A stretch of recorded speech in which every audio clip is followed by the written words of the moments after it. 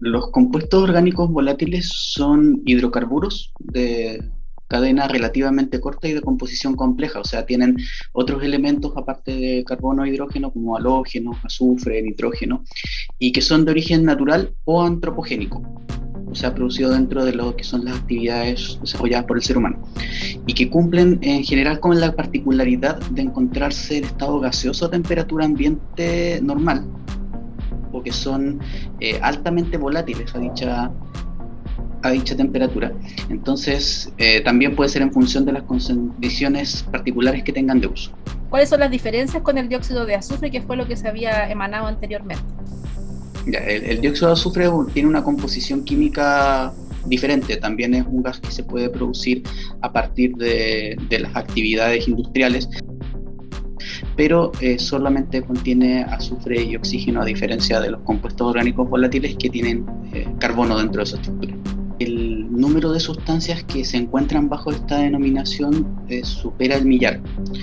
Hay algunos agentes que son más descritos como mucho más abundantes en el aire, como el caso del metano, el tolueno, el benceno, y que se clasifican según el impacto ambiental o sanitario que producen. Si uno quisiera generalizar las sustancias, quizás centrándonos en lo que pasa en Quintero de Puchuncaví, normalmente los principales efectos ocurren por vía respiratoria, irritación a nivel de las vías respiratorias, alteraciones en la capacidad de respirar, obviamente, pero son sustancias que igual pueden atravesar la piel, son compuestos altamente liposolubles y que también se bioacumulan dentro de las grasas de los organismos vivos, y eso hace de que puedan generar muchos otros efectos a largo plazo, y no solamente respiratorios, sino que sobre, por ejemplo, el sistema nervioso central, a nivel renal, a nivel hepático, o en otros sistemas, dependiendo de la prolongación y las dosis a las cuales se encuentran expuestas las personas. Como son muchas sustancias las que están involucradas en esto, cada uno tiene una toxicocinética particular, y por ende existen algunas sustancias cuya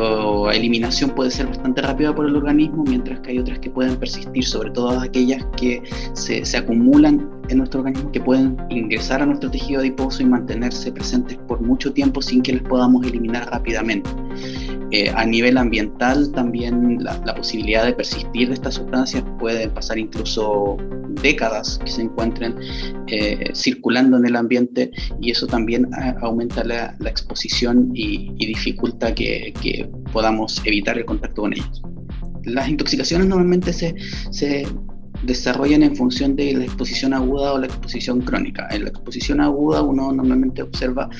signos mucho más rápidos, mucho más inmediatos y que son de alarma. El problema que ocurre con la exposición crónica es que muchas veces ocurre a dosis mucho más bajas, en algunos casos imperceptibles para las personas, y eso va generando daños a diferente nivel, sobre todo el daño en el sistema nervioso central, el daño, la potencial capacidad carcinogénica de estas sustancias,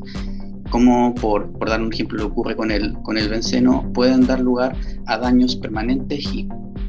en diferentes sistemas de nuestro organismo, ya que se pueden generar efectos a nivel cardiovascular, a nivel renal, a nivel intestinal, y ahí se entiende que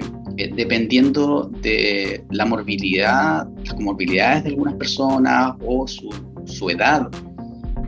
las patologías que todos están cursando, también se pueden generar daños mayores, ya que son poblaciones más sensibles, entiéndase personas que, por ejemplo, ya tienen enfermedades respiratorias de base, los niños, los adultos mayores, que pueden tener una menor capacidad de ir detoxificando estas sustancias o son naturalmente más sensibles entonces a su exposición. En riesgo, de nuevo, depende mucho del tipo de sustancia, pero en términos generales, se entiende que hay personas que por la capacidad de detoxificar sustancias en su organismo o por condiciones patológicas que les determinan, se pueden ver mucho más expuestas. Es el caso de los adultos mayores, que muchas veces tienen comorbilidades que hacen de que la exposición a estas sustancias les generen complicaciones de forma mucho más rápida. Los niños, que también en base al nivel de desarrollo que tienen sus sistemas de detoxificación o al desarrollo que está desarrollando, por ejemplo, su sistema nervioso central,